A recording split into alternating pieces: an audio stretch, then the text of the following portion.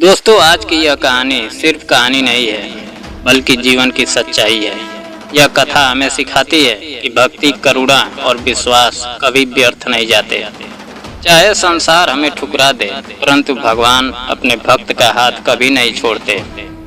कथा की शुरुआत होती है कैलाश पर्वत से।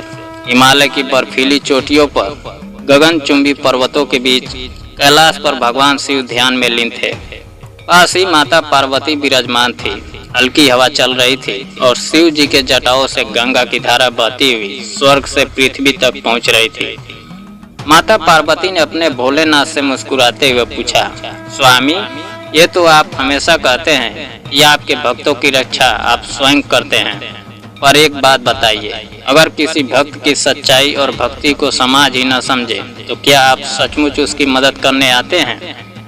भगवान शिव ने आंखें खोली, मंद मुस्कान के साथ बोले, देवी, भक्ति अगर सच्ची हो तो शिव उसे अनसुना नहीं कर सकता। भक्त चाहे जंगल में अकेला हो या घर आंगन में अपमानित, शिव वहां पहुंचता ही है। आज तुम्हें मैं एक ऐसी ही कथा सुनाऊंगा जहां एक वृद्ध की भक्ति ने पूरे गांव को सच्चाई का आईना दिखाया। माता पार्वती की जिज्ञासा और बढ़ी। वे बहुत ही ध्यान से सुनने लगी।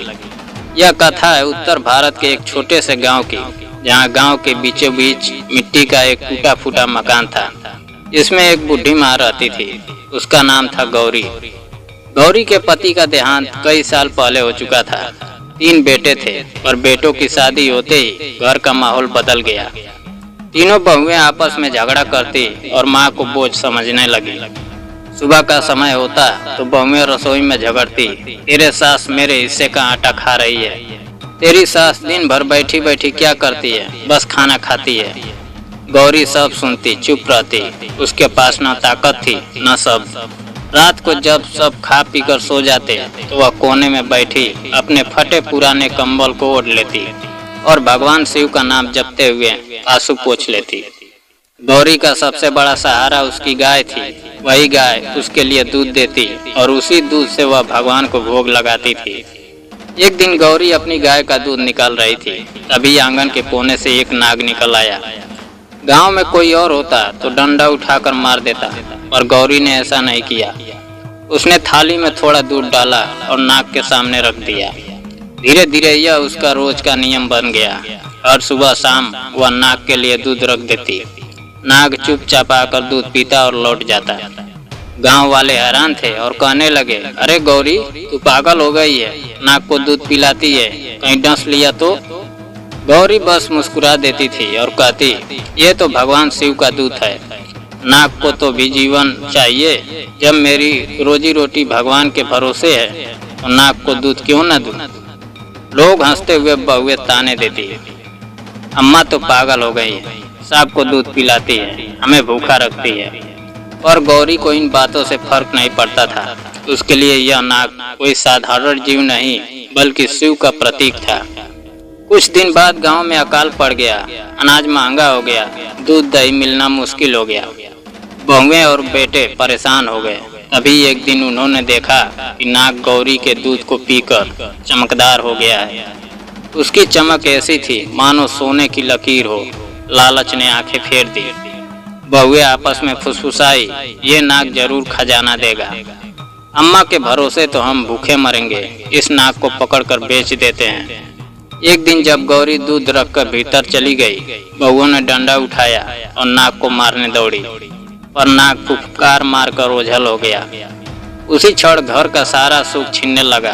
गौरी की गाय बीमार पड़ गई। घर में कलह और बढ़ गया।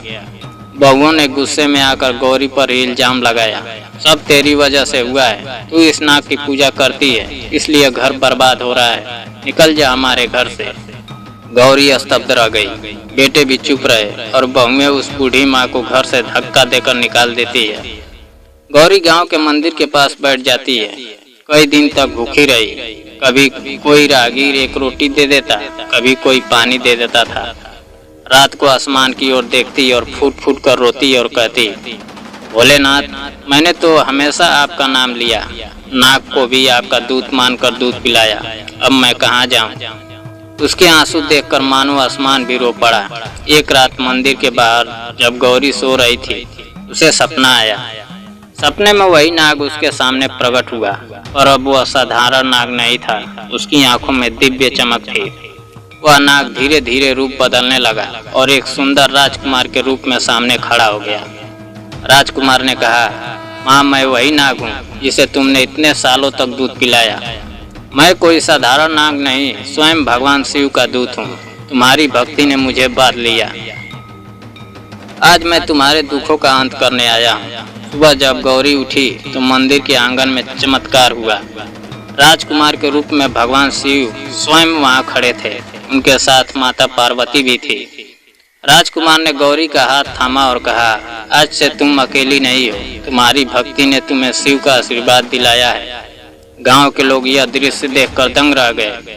जिन बहुओं ने उसे धक्का दिया था वे रोते गिड़गिड़ाते गौरी के पैरों में गिर पड़ी। अम्मा, हमें माफ कर दो, हमने तुम्हें नहीं पहचाना, हमसे भूल हो गई। पर गौरी ने शांत स्वर में कहा, भूल मेरी नहीं थी, तुम्हारी थी। मैंने नाग में भगवान को देखा और तुमने उसमें सिर्फ डर और लालच देखा।